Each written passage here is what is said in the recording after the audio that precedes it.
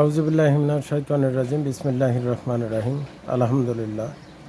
আল্লাহর দরবারে লাখো কোটি শুকরিয়া যে আল্লাহ সুবহানাহু তাআলা আমাদেরকে সুস্থ রাখছেন। দর্শক আসসালামু আলাইকুম ওয়া রাহমাতুল্লাহ ওয়া বারাকাতুহু। আজ আবার চলে আসলাম আমরা ক্লাসের টেবিলে। আজকের যে টপিকটা হচ্ছে আমরা যে ডিএসপি আইসি প্রথমে মাদারবোর্ড তৈরি করলাম। আচ্ছা, আমি তৈরি করি নাই, তৈরি করছে আমার স্টুডেন্টরা। ওরা প্রথমে মাদারবোর্ড তৈরি করছে, তারপরে ট্রান্সফরমারটা তৈরি করছে। এই ক্লাসগুলো আপনাদের মাঝে আমরা দিয়ে দিছি। এখন আজকে ওয়ারিং করতেছে, তো ওরা ওয়ারিং অনেকটা আগায় গেছে, তারপরেও আমি ভিডিওটা চালু করলাম। আমি আগে বোঝাই দেই, এখানে হতাশ হওয়ার কিছু নাই। এই যে মাদারবোর্ডের এন নেগেটিভ, মাদারবোর্ডের নেগেটিভ, ট্রান্সফরমারের জিরো মানে প্রথম পিন, দুটো একত্র হয়ে গেছে হলো সকেটের এনে। এখানে একটা দেওয়া হয়েছে ক্যাপাসিটরের এক পিন, তারপরে এসি কটের এক পিন, এই গেল তিনটা। আর হলো এই ট্রান্সফরমারের এন, সার্কিটের এন, দুটো একত্র হয়ে, এই যে দুটো একত্র করা হয়েছে। ট্রান্সফরমারের এন, সার্কিটের এন, দুটো একত্র হয়ে এই যে সিটি কয়েলে একটা প্যাচ দিবেন। আমি ক্লিয়ার করে জানাই দিলাম এই জন্য, যদি মনে করেন আপনারা পয়সা খরচা করে একটা নিজে হাতে বানাবেন, ঠিক জিনিসগুলো একটু খেয়াল করে ভিডিওটা দেখবেন, তাহলেই হবে। সিটি কয়েলে একটা পেঁয়াজ দিবেন, দুইটা পেঁয়াজ দিবেন না, একটা পেঁয়াজ দিয়ে এনে গেল এসি কটের এন, ক্যাপাসিটরের নেগেটিভ, তারপরে এই ট্রান্সফরমার এবং সার্কিটের এন, তিনটে একত্র করে হলো নেগেটিভ। ক্লিয়ার? এখন আসেন সার্কিটের থেকে আউট মানে আইপিএস আউট, যেটা সার্কিটের আউট যে লাইনটা আছে ওই আউটটা, আর ট্রান্সফরমারের লাস্ট পিন আউট, এই দুটো একত্র করে এই যে হলুদ, সার্কিটের আউট, ট্রান্সফরমারের আউট, দুটো একত্র করে দিছি হলো ফিউজে। এই যে ফিউজে দিছি, ফিউজ থেকে চলে আসছে হলো এই সকেটের এলে ক্যাপাসিটর দিছি এক পিন, আর এই আউটপুটের দিছি এলে এক পিন। এই গেল কমপ্লিট সকেট কানেকশন। এখন আপনি 3 পিন সকেট, এই যে এটা আছে আর্থিং, এখান থেকে আপনি এই নাটের সাথে একটা দিবেন। দেওয়ার পর যদি 3 পিন সকেট কেউ লাগায়, যদি ঘরের আর্থিংয়ের সাথে মিলাইতে চায়, তো তাহলে শর্ট করবে না। অনেক সময় দেখা যায় আইপিএস চালু অবস্থায় ইমিশন ভোল্টেজ, বডিতে একটা ইমিশন ভোল্টেজ আসে, জাস্ট টেস্টার জ্বলতে পারে, কিন্তু শর্ট করবে না। আপনি হাতে ধরবেন, শর্ট করবে না। আচ্ছা, এই গেল ওয়ারিং শেষ। এখন সিটি কয়েলের তারটা এর সাথেই, হ্যাঁ এসি পিনটা স্যার বাকি। আর একটা পিন বাকি আছে হলো ইন, অর্থাৎ সার্কিটের ইন, এসি।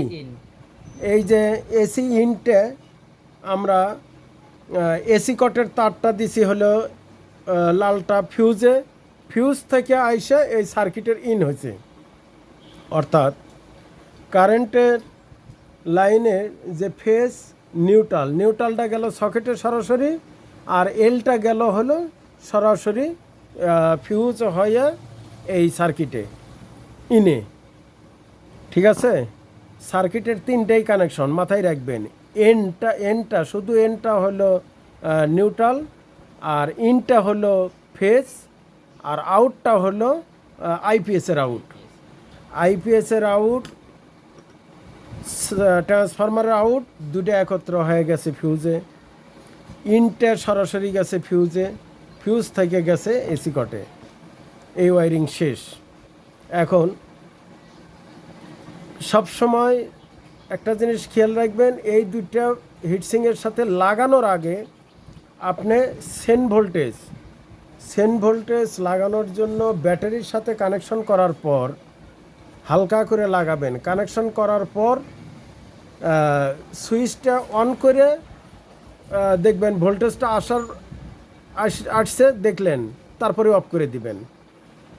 অর্থাৎ হিটসিংয়ের সাথে ট্রান্সফরমার ওপেন রাখা অবস্থায় বেশিক্ষণ সুইচ দিয়ে রাখবেন না, ঠিক আছে?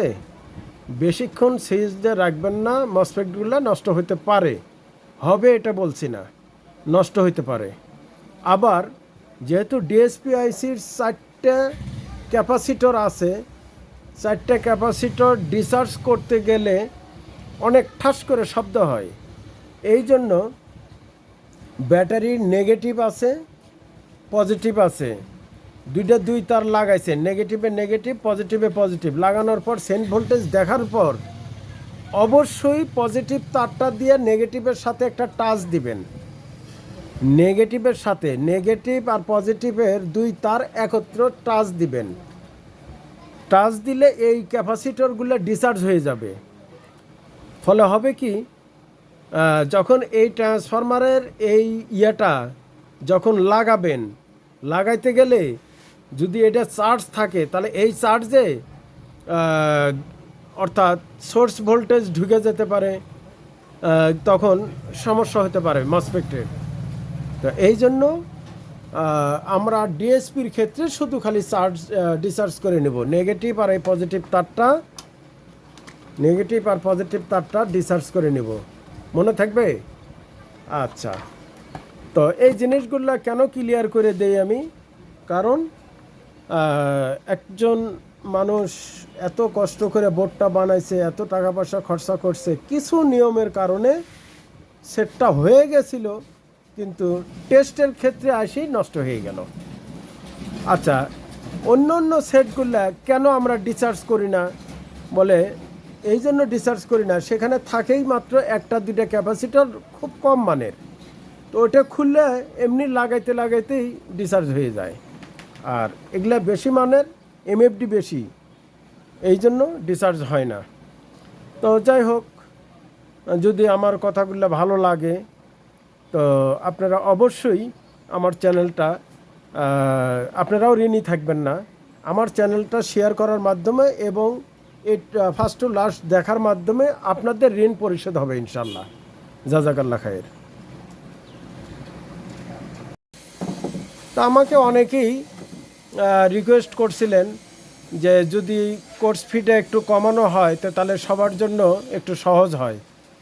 তো ঠিক আছে, ইনশাল্লাহ আপনাদের কোর্স ফিটা 2 মাস আমি 15,000 টাকা করলাম। এখন এই অবস্থায় যারা ভর্তি আছে তাদের জন্যও 15,000, আর যারা আসবেন তাদের জন্য 15,000, অর্থাৎ প্রতি মাসে 7,500 টাকা করে। তো আশা করি তারপরেও সবাই যাতে শিখতে পারে। ঠিক আছে ইনশাল্লাহ। আর আমার এখানে 2 মাস কোর্স করার পর কেউ যদি এখানে আরও 2-1 মাস প্র্যাকটিস করতে চান তো থাকবেন। এই প্রতিষ্ঠানটা মনে করবেন সদকা জারিয়া হিসেবে সবার জন্য উন্মুক্ত, কিন্তু কেউ ক্ষতি করার চেষ্টা করবেন না। ক্ষতি করলে সারা জীবন এই ক্ষতির থেকে আপনি উদ্ধার হতে পারবেন না। আর আমার তো শেষ পর্যায়ে, আমার আর ক্ষতি কি? আমার কোনো ক্ষতি নাই। আমি প্রত্যেকটা ক্লাস আশা করি যে সদকা জারিয়া হিসেবে আপনাদের কাছে পৌঁছবে ইনশাল্লাহ। বিনিময়ে না, বিনিময়ে কেউ কারোকে দিতে পারবে না। তো ঠিক আছে ইনশাল্লাহ। তো আমি যতটুকু জানি এতটুকু দেওয়ার চেষ্টা করি। আমি যে জিনিস জানি না সেখানে দিতে পারবো না।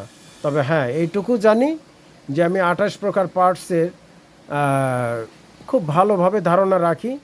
এই 28 প্রকার পার্টস যেখানেই আছে সেখানেই আমি হাত দিতে পারবো ইনশাল্লাহ।